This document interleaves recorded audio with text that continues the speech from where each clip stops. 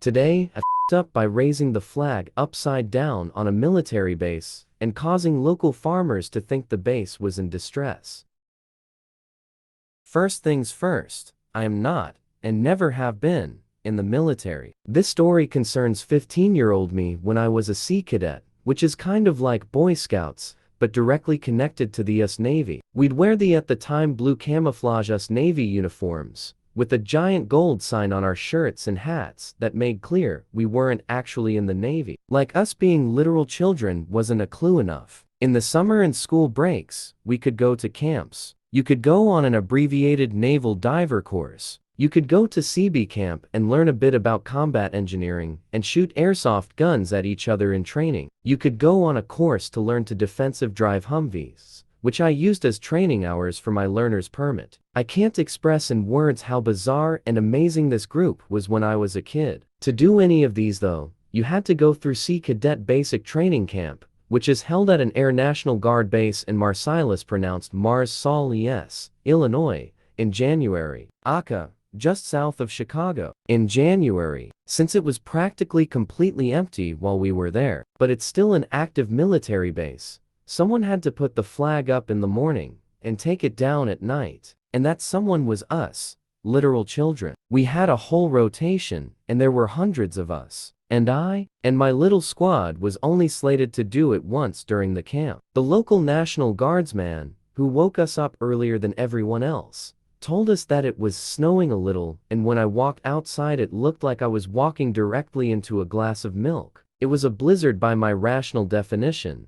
Snow was sticking on the side of my face and underneath my chin. I could have held a cup sideways and taken a drink. I'm from Washington, D.C., which has the heat and humidity of the inside of a whale, and maybe it will snow once a year in the winter, in which case everything shuts down, and we all immediately start crashing into each other. I and the other Washingtonians linked arms as we carried the folded-up flag and pathetically waddled over to where we thought the flagpole was. The local guy didn't help at all. I'm sure he was laughing at us. We eventually located the flagpole via echolocation. We did an abbreviated, probably not to spec little flag raising ceremony, and none of us really paid attention because we wanted to get back inside and stop being waterboarded by nature. We also genuinely couldn't see more than about 5 feet away. In later retellings of this story, everyone else makes sure to clarify that it was my responsibility to actually clip the flag to the flag line. I personally think we were all equally to blame. We all had eyes. This camp did the whole boot camp breakfast thing where you had to eat,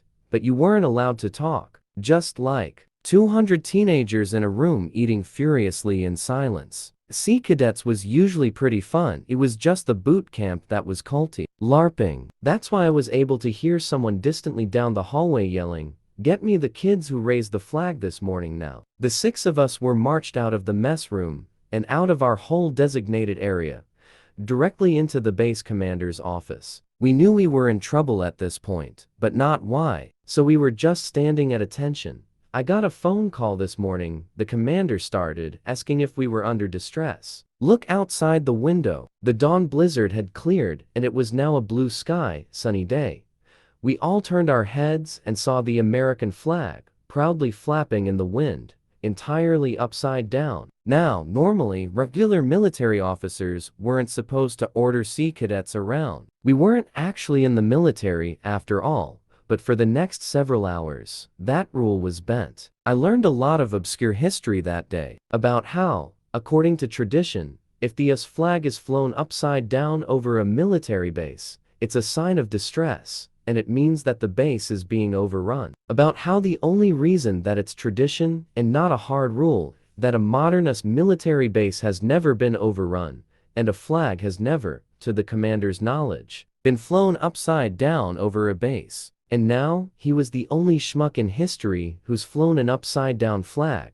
I learned all of this alongside being made to do push-ups and sprints as we were being lectured. I was in good shape at the time. I biked to school, played rugby, did Sea Cadet PT on weekends. But fellas, I gotta tell you, I was fucking obliterated that day. Incidentally, this is true. Nowhere has a flag ever been flown upside down over a federal government facility, except, bizarrely, in 2023 over the Senate. So some poor architect of the Capitol employee and I have something in common. Maybe people who fuck up raising the US flag can only be from Washington, D.C. or something. For the rest of my time at that camp, people were calling me Ussy, cause it sounds similar to my real last name. And because my squadmates had pulled a propaganda coup by mentioning the true fact that it was my job to actually attach the flag to the flagpole, I caused the US military to lose a war against a blizzard. Karen X's best friend threatens me and my animals. I have a bit of an issue with an ex-friend. I have taken out an APVO. We have the hearing in March. I'm just wanting to share this vent a little and get others' opinions on the matter. I've never had to do something like this before and I don't know where I stand. All names have been changed. I have applied for an APVO against an ex-friend and had the court date today. Ashley chose to seek an adjournment and stated to the judge that she's wanting an APVO on me. The judge rolled her eyes and did suggest mediation. However, I don't feel comfortable with that as I know it won't help the situation. Ashley stated, I don't want her in my life and I want an AVO on her. The judge ignored this. Ashley's cat went missing around the September 20th, 2023. I had gone out looking for her cat with her numerous times between the 20th 27th September 2023. And while being disabled, I still trekked through paddocks and put off my own stuff to try and find her cat. But apparently I still was never doing enough to please her. Ashley has BPD and has a history of violent behavior, court documented as well.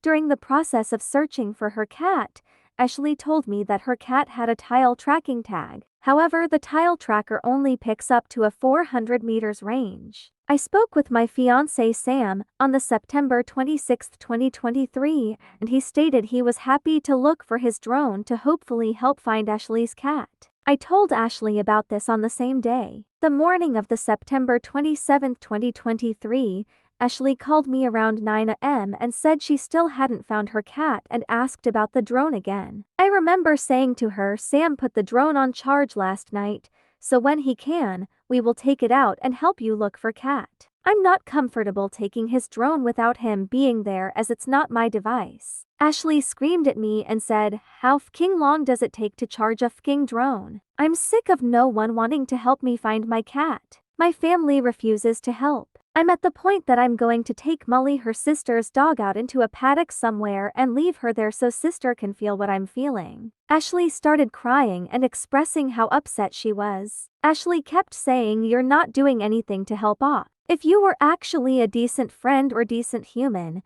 you would at least f***ing help me. When your cat goes missing, I won't help you find her. When your cat goes missing, I hope you f***ing feel the pain I'm feeling right now. Only when your cat goes missing will you even care. I have a cat named Potato, pug-faced Persian, who is sensitive to the sound of someone crying. Potato heard Ashley crying. I had her on loudspeaker and jumped up on the desk I was sitting at and let out a soft meow. Ashley heard this and screamed, shut the FK up, you stupid inbred C, and hung up. I messaged Ashley expressing my distaste for her behavior, but still offering my help. Ashley acts on emotions when she is in a BPD episode, and I have had experience with working with people with BPD. I was a nurse and disability support worker for 12 years, so I know to not become argumentative, to try and minimize verbal attacks. It was also Sam and my anniversary that day and we had dinner plans. However, Ashley demanded we cancel our dinner and go hunting all night for her cat. I stated no. Ashley didn't like this and blew up on my about consistently being a flake and fake friend. Previously posted about an incident with her demanding I go to a pub to babysit her 16-year-old sister and her friends. On the September 28, 2023, Ashley threatened to end herself and took a video of her in Bunnings, telling me to choose what rope she was to use as it was my choice and it was my fault she was wanting to unalive herself. Due to the nature of the threat, I contacted her mother and let her know what was going on, including screenshots and voicemails, in hopes her mom could help her regulate again. I also went to the police station and gave the officer a USB with all the screenshots, voicemails and threats. The police officer advised they would do a welfare check. Due to the stress Ashley was causing, I was having severe chest pain, full body shakes and heart rate of 150 bpm and above. I have two disabilities: Kerp's nerve condition and POTS autonomic nervous system issues. And the stress put me into a severe POTS episode, and I took myself up to the emergency department for help, where I was there 4 hours and had to have ECGs etc. On the September 29, 2023, a mutual friend and I went to speak to Ashley's counselor Bob to let him know what was happening, in hopes he could provide Ashley with the support she was needing. Bob advised me not to engage with Ashley at all, and if I felt threatened, to seek further help from police or the courts. Ashley continued to contact me through TikTok, as it was the only form of communication I forgot to block her on. Ashley told me that it was a good thing I was injured at work and could no longer work again. The injury at work caused me to have an 81% impairment of my dominant arm, as well as caused me to develop 2 lifelong chronic illnesses, and 52% whole person impairment, and that everything happens for a reason. I told Ashley that I was not standing for her abusing, harassing and threatening me, and to never contact me again, and blocked her on TikTok as well. Due to the consistency of the harassment, contacting me and threatening me on 7 different methods of communication, as well as writing a nasty Facebook post about me and tagging me, and her continuing to try to contact me even though I told her not to contact me again, I proceeded with an APVO to protect myself, fiancé and animals, as I am terrified that she will try to harm me or my animals or cause issues for my fiancé at his work. Ashley has also done drive-bys past my house, and I'm concerned she will attempt to harm one of my animals when I'm not home,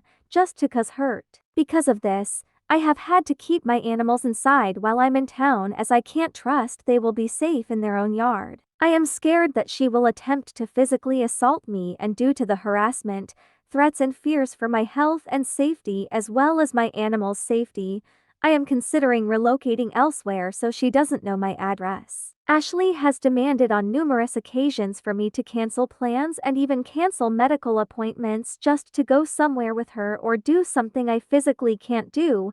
When I would stand my ground and say no, she'd start with the crocodile tears and begin the verbal abuse. For more stories, subscribe to our channel and share your opinion in the comments.